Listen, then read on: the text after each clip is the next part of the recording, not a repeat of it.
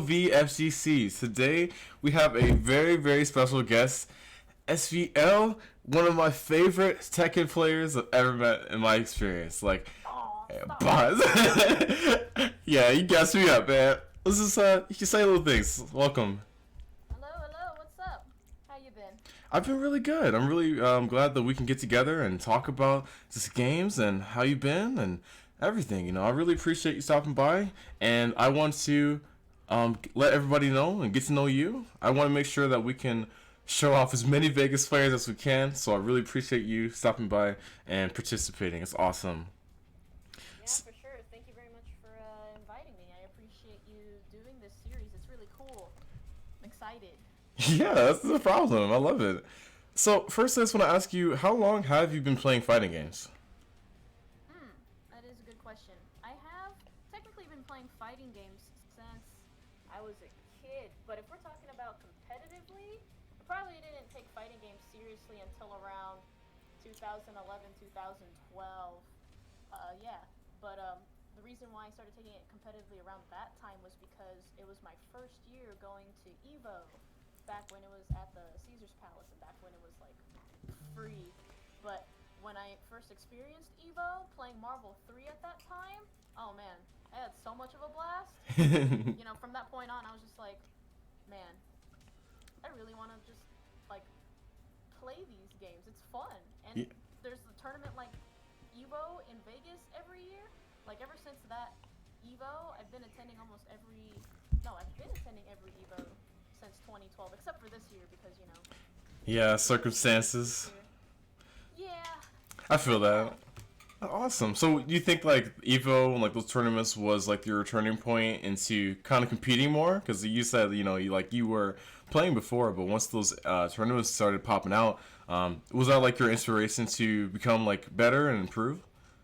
Yeah, definitely. Once I realized and once I learned that a tournament scene existed for fighting games, I was just like, man, this is actually really cool. You know, it's just I've been playing fighting games since I was a kid. It's something that my dad got me into initially, and I just like ever since I was a kid, all I had just was just like fighting game stuff, like Dragon Ball Budokai, all the Tekken and Soul Calibers, uh, Blaze Blue, Guilty Gear, and all that. And yeah, just seeing that there was a community, people to like interact with, a place to like showcase your skill and growth as a player playing in those certain fighting games.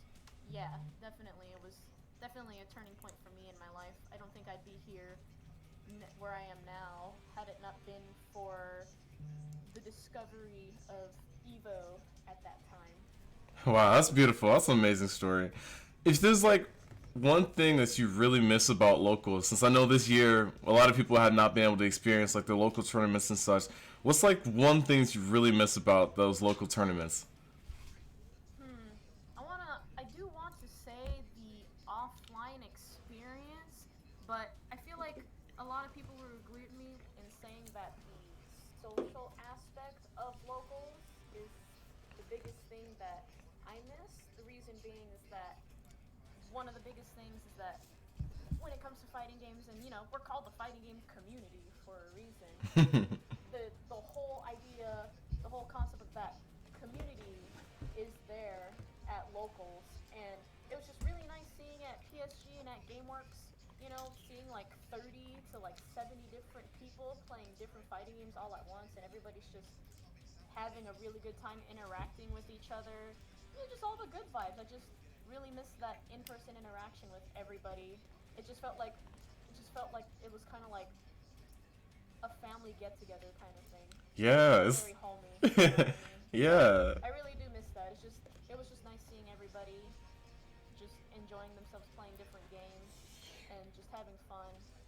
And yeah, that's basically what I miss the most. I mean, we still can interact with each other and have fun, but you know, we can't see each other in person. And you know, the whole like online net play shenanigans in a lot of fighting games nowadays. You know, it's just not the same as if you were to go to some local offline. Right.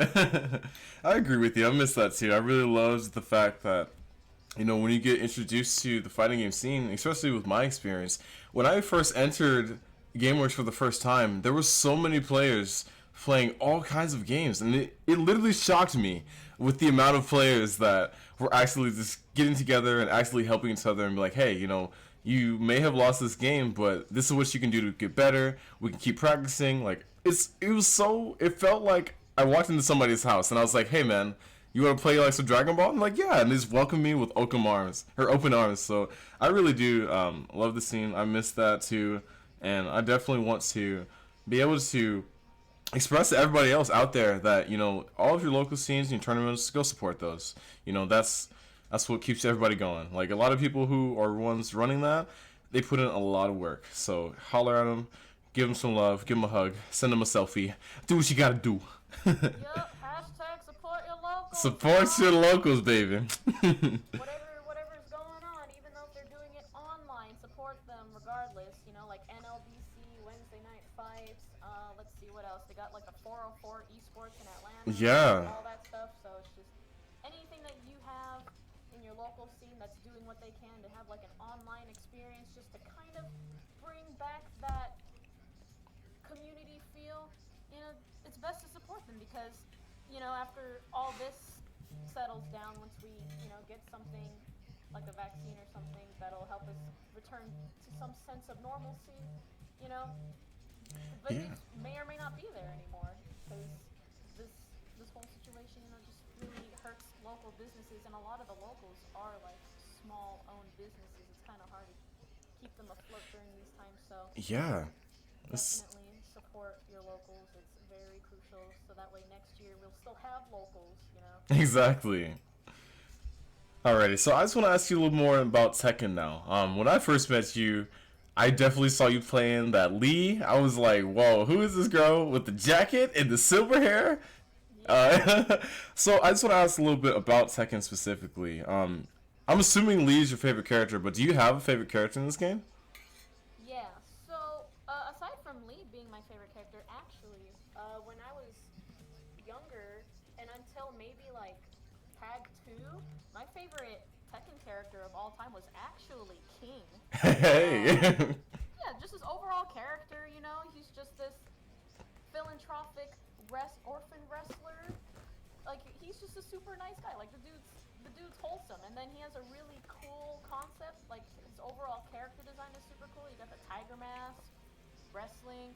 I don't know, just something about that when I was younger really appealed to me. Yeah. Yeah, other than that, Lee was also really cool too. So those were like the two top characters that I really liked back then, ever since I was a kid. I haven't been playing King as much. I tried playing King when the game like first came out, when Tekken 7, I mean. Tekken 7 first Yeah. came out.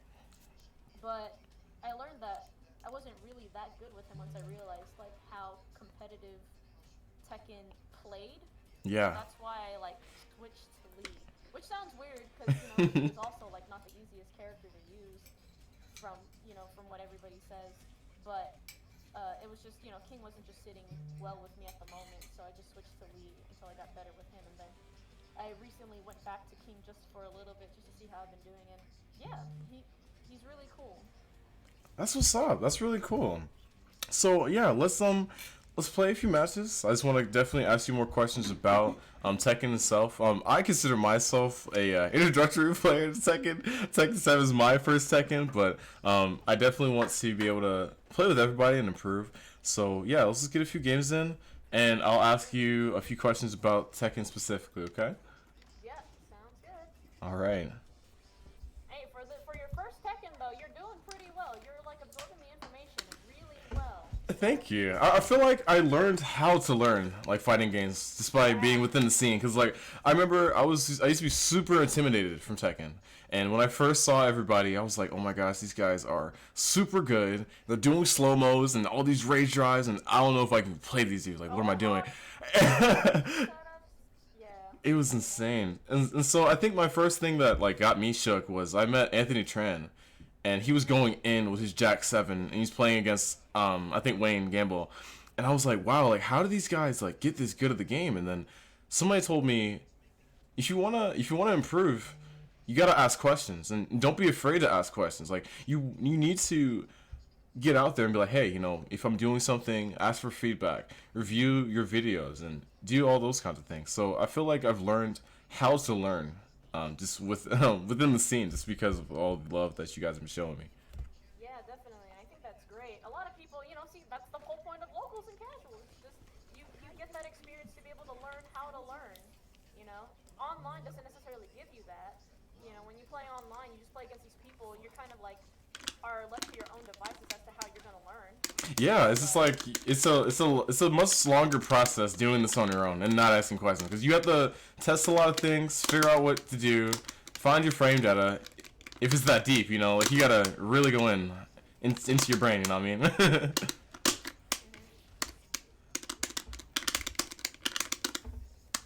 Ooh, that's a two break, I believe. nice. Ooh, okay. Oh, the low. Oh, she's like, I don't care if you're +5. I'm gonna do my thing. Yeah, I'm gonna do it. Hey, show me you're willing.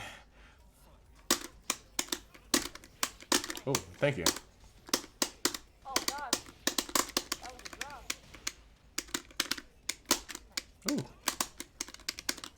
Oh. Oh. Deal. Oh. I'm like, we both look so good with this maroon on. Oh. +5. Oh, risk it, biscuit. Risk it, biscuit. Oh, I thought it was gonna be low. Goodness. Oh, nice. Yeah, instant slice. Slide to the left.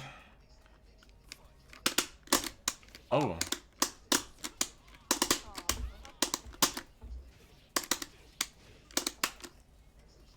oh, I thought I pressed you. My bad. Ah! Oh, my toe! You know that scene from Mulan? And he's like, my slippers! My slippers. Oh! Oh, risk it, baby. I was like, you gotta show them you're willing, and then you mix it up. Because I got 4-2. I got the other option, 2, for the mid. Okay, so quick question: when you're ideally within your spacing, right, and you got a life lead, what do you like to do to continue to keep control of the match? Like, I know that some people have said keep your pace or play at your own pace. What is your idea of when you get a life lead? What are you trying to do to keep them within your grasp? Ah, I see. So for me personally, what I like doing when I have the life lead, honestly, is like what you were saying, just doing a lot of spacing. But at the same time, if I have the life lead, I do tend to have this weakness where if I have the life lead, I'm like, okay, yeah, I can take my time, but then I end up not closing out the game, and then I end up like either losing and throwing the game or like just barely winning. So Yeah.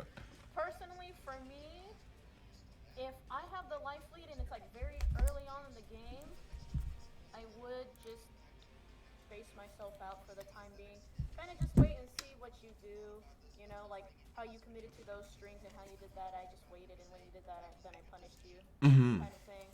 Oh, okay. Um, Other than that, once you get closer to dying or getting a KO, that's when I try closing in for the set or for the game, and from there, basically I just try recognizing what patterns that you did during mid match, and then see like what you tend to do when you're like low on health and stuff like that, and Oh, okay. just tend to go for those patterns. Usually I like going for like a low or something towards the end, just to be like, just because everybody expects a low.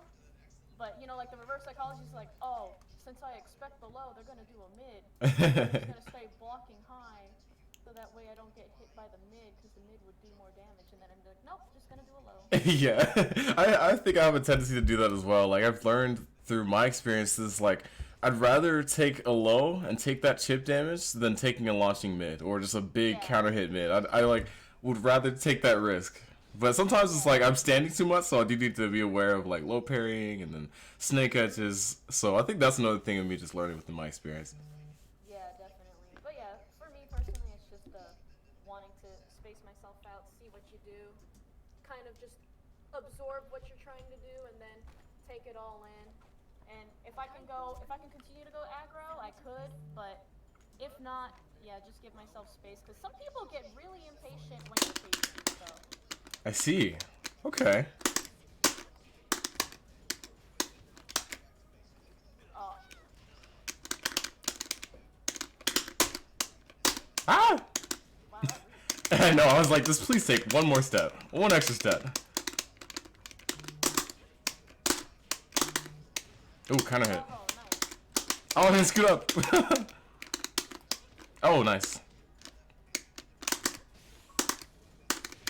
Ooh.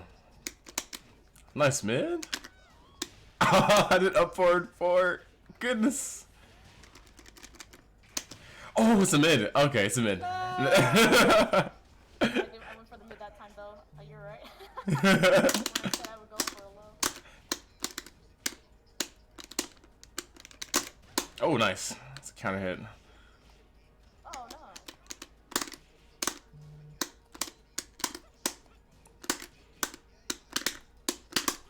Oh. Oh, run with it, baby. Run with it. Oh, let's go. Oh, okay. It's not that minus. I can probably do a different all rising punish. I think. Standing four? Yeah. Usually while standing four, for a lot of characters, that's usually the best way, the best moves. For Kuni, it's, I believe, 11 frames with her wall rising 4.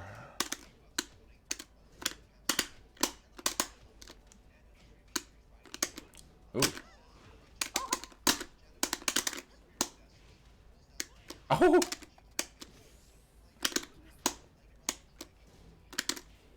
Oh, nice. Yeah, when I do feather fall, where he like does like the falling cartwheel thing, it's I'm +4 on block. So. Oh, okay. I Yeah. see.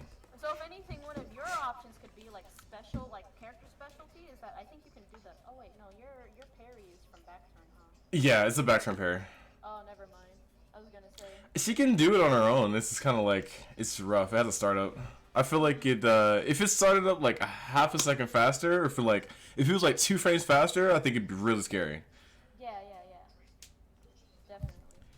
All right, so let's get one more in. I wanna ask you now about defense. When you're playing within your game, right? And say hypothetically, they get like a counter hit combo off. What do you want to do to mitigate further damage instead of getting steamrolled? So, to put it in simple terms, like, say hypothetically your opponent gets a big damage off.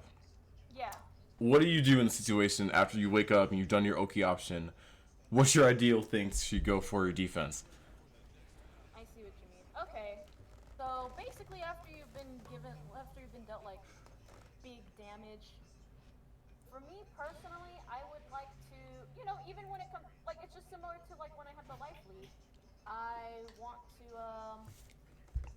want to just space myself out, get away from the person because, momentum is a real thing that exists in this game. Yes. And even in just sports in general.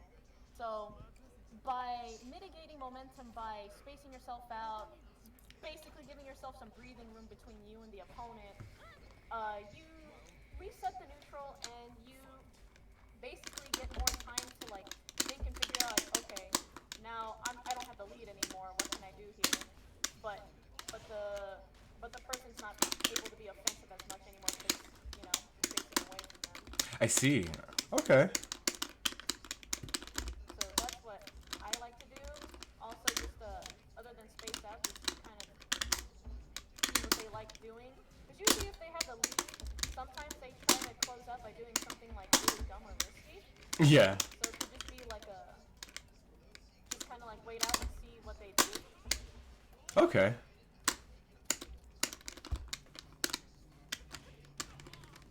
Ooh, pull up with a stick. One more time. She's like, get off of me. Get off of me.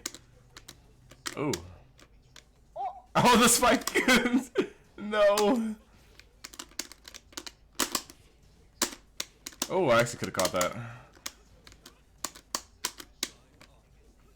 Ooh, when the whole man. Didn't even feel like it. Right? Ouch. Ooh, nice. I did not realize you could pick that up. Oh, the floor break. Let's go. Oh, I pressed the button. Oh, another floor break. Let's go. Oh, the mid. I'm gonna mitigate your life. Mid.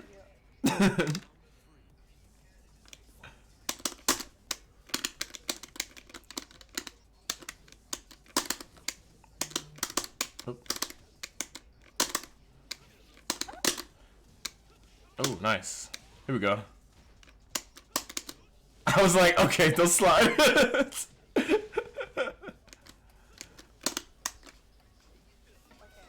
have not been breaking that all day. Yeah, I can also do set into that throw. Yeah. You said it was a 2-break? I believe it's a 2-break. I have to double check it. I believe it's a 2-break though. But yeah, any final thoughts on what you feel about, you know, like Tekken and Vegas scene? Anything? Well, one main thing is that I love the Tekken scene. So if anybody from our Vegas, or not just the Tekken scene, just like the whole Vegas scene in general. So anybody that's watching is from Vegas. I love you all. You guys are all fantastic people. We wouldn't be here without you all with your support and your passion that drives this local scene, keeping it alive and all that. So it's really heartwarming just to see how much the scene locally has grown, you know? After working at GameWorks for like the past like 3 to 4 years, when I first started like working and started kind of like taking over the room, locals were just as low as like, I don't know, 10 to 15 people. If we had more Yeah. than 10 people, I'm like, wow, this is great. You know, before COVID hit, we were like hitting like 60 to 80 people average. That It's was so great. amazing. Yeah. Yeah, so like every time that I would be done with class and I'd go to GameWorks on Tuesday, I'd just be like, oh man, look at all these people. It's so exciting. So yeah, shout out to the Vegas scene for being who they are, for you know, keep doing you. Y'all are great. And yeah, and also when it comes to season 4, I like season 4 for Tekken. Yeah, me I too. think it's in a good spot.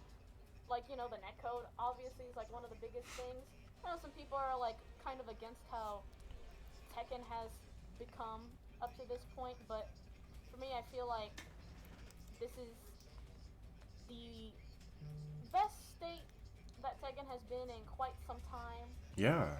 So can't wait to have locals become more lively again, and hopefully we'll see more tournaments. And hopefully next year I can go to TWT events.